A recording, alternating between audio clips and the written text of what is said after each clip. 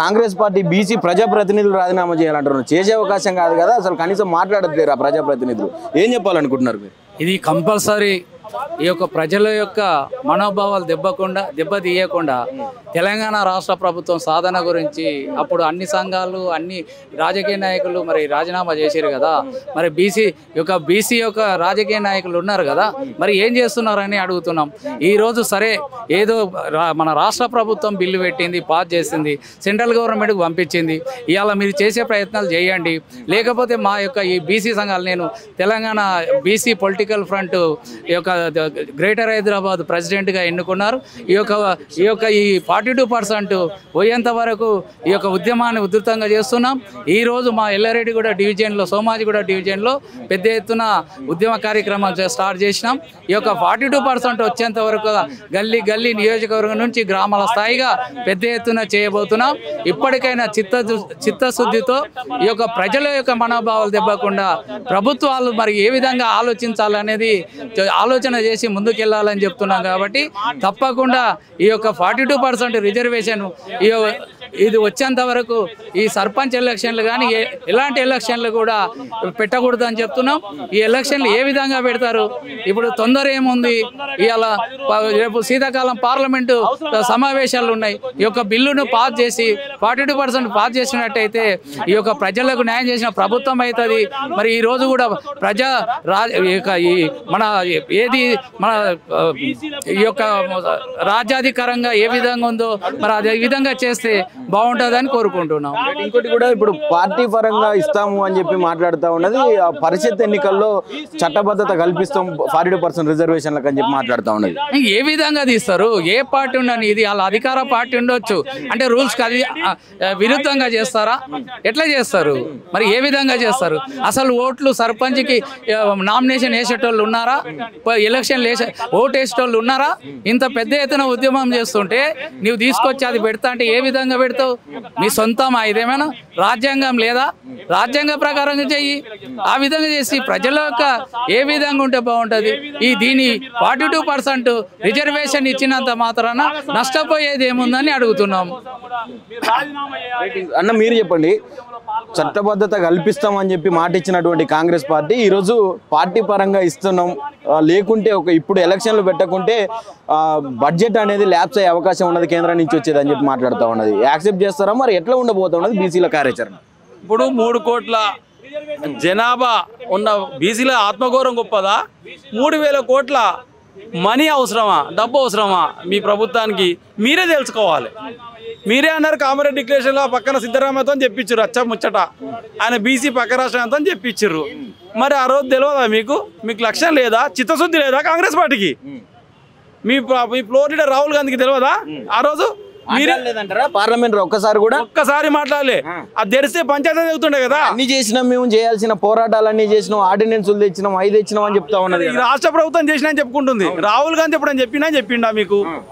ఎక్కడ చూసిర్రా మీడియాలో? మీ మీడియాలోనే. నేను ఎందుకు చెప్తున్నంటే ఆయనకు లక్ష్యం లేదు, చిత్తశుద్ధి లేదు. ఆ మాధవ్ రెడ్డి అయినా కేసు వేసిన, ఇంకొక ఆయన వేసిన, ఇద్దరు పిలిపి ఈ అమ్మాయిల సాక్షి కేసు విత్డ్రా అయిపోతాం, వెళ్ళి ఎలక్షన్లకు 42%కి వెళ్దాం. ఒక్క ఇద్దరితో మేము నామినేషన్ విత్డ్రా అయిపోయలేమా? వాళ్ళ కేసు విత్డ్రా చేసుకోలేదా హైకోర్టులో? ఎందుకు మీరు చిత్తశుద్ధి లేని పనులు చెప్తారు? ప్రభుత్వ పరంగా మీకు అన్ని సమస్యలు, అన్ని వ్యవస్థలు మీ చేతులు ఉన్నాయి. వాళ్ళని పిలిపిండి పాపం.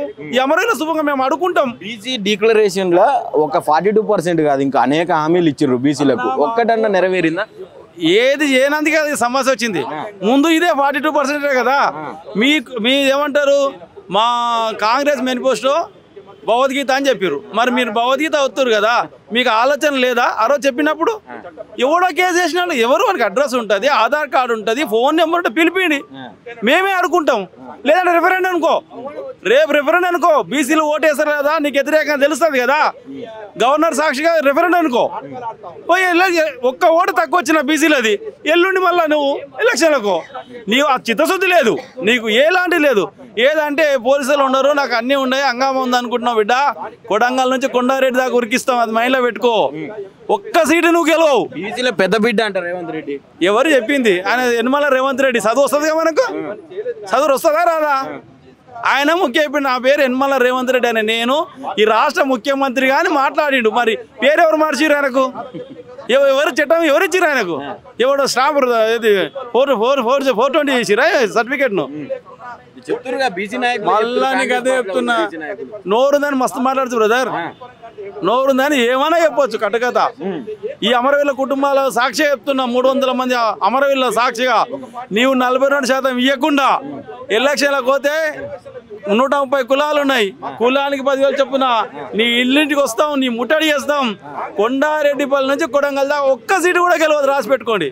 నీవు మిర్జిల్కి వచ్చిన జడ్పీటీసీకి మా ఊరికి అక్కడే తెలుసుకుందాం నిన్ను మేము. మాది జడ్చర్ల ప్రాపరు, ఆయన వచ్చింది మా ఊరికే, తేల్చుకుందాం ఆ రోడ్డు వినే.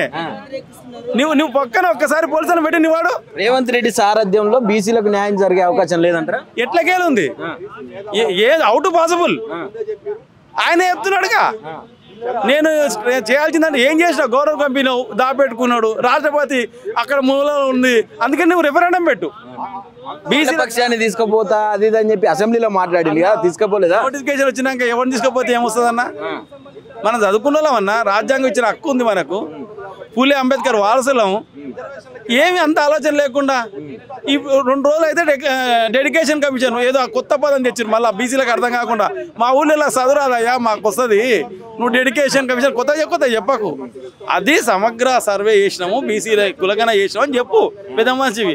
దానికి ఒక కమిషన్ ఉంటుంది, ఆ కమిషన్ డెడికేషన్ కమిషన్ అని చెప్పు. నీవు ఎవరో పొంగులేడు శ్రీనివాసరెడ్డి మాట్లాడతాడు, ఆయన బీసీ అయ్యా ఓయా, నువ్వు రేవంత్ రెడ్డి బీసీ అయినట్టు పొంగులేడు శ్రీనివాసరెడ్డి పేరు మార్చుకుంటా, ఆయన కూడా బీసీ అని. మన క్యాబినెట్ తర్వాత ఆయన మాట్లాడుతుంది, మా బీసీ మినిస్టర్ లేరా? నీకు లక్ష్యం లేదా? నువ్వు ఏం చెప్పాలి మా వాళ్ళతో చెప్పి, నీకు ధైర్యం ఉందా? మా వాళ్ళు చెప్పారు, మా వాళ్ళకి ఆత్మగౌరవం ఎక్కువ, ఎందుకంటే వాళ్ళకు కూడా తెలుసు మేము తప్పు చేస్తున్నామని. ఆ తప్పును సరిదిద్దుకునే బిడ్డ రేవంత్ రెడ్డి ముఖ్యమంత్రి. మళ్ళొకసారి చెప్తున్నాం, నీవు కొండారెడ్డిపల్లి నుంచి కొడంగల్ ఒక్క సీటు కూడా గెలిస్తే బీసీ నిజం చెప్తున్నావు, మా ఓటే తీసే నువ్వు చేతనైతే. నువ్వు ఎందుకు పెట్టుకుంటున్నావు మాతోనా? నువ్వేదో భ్రమలో ఉంచుకున్నావు, మైండ్లోకి వెళ్ళి తీసేయి. జూబ్లీహిల్స్లో బీసీకి ఇచ్చినావు, మేము ఎక్కడ ఓడితే 42% ఎక్కడ పోతానికి కష్టపడి గెలిపించుకున్న సీటును పెట్టుకొని అడ్డం పెట్టుకొని బాగా మొబ్బెక్కినట్టుంది మీ ప్రభుత్వానికి. ఆ మొబ్బు దించడం 42%లా కొడంగల్ ఒక్క సీటు అని గెలుపు చూద్దాం. నువ్వు ఓసిన ఒక్క నువ్వేటు తెలుస్తుంది కదా అనుభవం ఏమో. ఎందుకు నాటకాలు ఆడుతున్నావు? ఎస్సీ ఎస్టీల సీట్లు తప్ప ఒక్క బీసీ సీట్లు కూడా వ్యతిరేకంగా ఓసీ గెలవాడు. జనరల్ సీట్లు అందరూ బీసీలే గెలుస్తారు. అది నీకు హెచ్చరిస్తున్నాం. రెఫరెండం పెట్టు, రేపు రెఫరెండం పెట్టి 42% రిజర్వేషన్ ఇచ్చే ఎలక్షన్లు కోవాల్సిందిగా మేము డిమాండ్ చేస్తున్నాం. ఇది పరిస్థితి. అంటే బీసీలందరూ కూడా ఇచ్చినటువంటి హామీ ఏదైతే ఉందో, కామారెడ్డి డిక్లరేషన్లో 42% రిజర్వేషన్లు చట్టబద్ధంగా బీసీలకు కల్పిస్తామని చెప్పి ఏదైతే చెప్పిండో ముఖ్యమంత్రి గారు, దానికి కట్టుబడి ఉండకుండా ఈరోజు పార్టీ పరంగా మేము 42% అమలు చేస్తాం, లేని ఎడల ఇప్పుడు గ్రామాభివృద్ధి కుంటుపడే అవకాశం ఉన్నది అని చెప్పి ఇదంతా కూడా నడుస్తూ ఉన్నటువంటి పరిస్థితి కనిపిస్తూ ఉన్నది. దాంతోపాటు మనకు బడ్జెట్ ఏదైతే ఉన్నదో, బడ్జెట్లో వచ్చే కేంద్రం నుంచి వచ్చే బడ్జెట్ 3,000 కోట్లు ల్యాప్స్ అయ్యే అవకాశం ఉన్నదని చెప్పి కూడా రేవంత్ రెడ్డి గారు చెప్తా ఉన్నటువంటి పరిస్థితి. కానీ బీసీలందరూ కూడా ముక్తకంఠంతో చెప్తా ఉన్నారు, స్థానిక సంస్థల్లోకి పోవాలంటే ఖచ్చితంగా చట్టబద్ధత కల్పించిన తర్వాతనే అమలు చేయాలి రిజర్వేషన్లు. కానీ ఇండిపెండెంట్గా వచ్చేటటువంటి గుర్తులకు నువ్వు పార్టీ పరంగా ఏ రకంగా ఇస్తావని చెప్పి కూడా వీళ్ళందరూ డిమాండ్ చేస్తూ ఉన్న పరిస్థితి. ఖచ్చితంగా దీన్ని అమలు చేయకుంటే తీరని దెబ్బ చూపెడతాం. మేము బీసీలు అంటే ఏంటో చూపెడతాం. స్థానిక సంస్థల ఎన్నికల్లో కావచ్చు, రానున్న అన్ని ఎన్నికల్లో మీకు కాంగ్రెస్ పార్టీకి బుద్ధి చెప్పే అవకాశం ఉన్నదని చెప్పి కూడా హెచ్చరిస్తా ఉన్న పరిస్థితి చూస్తూ ఉన్నాం. కెమెరా పర్సన్ రాఘవేంద్రతో నవీన్, ఆద్య టీవీ, హైదరాబాద్, గన్ పార్క్ నుంచి.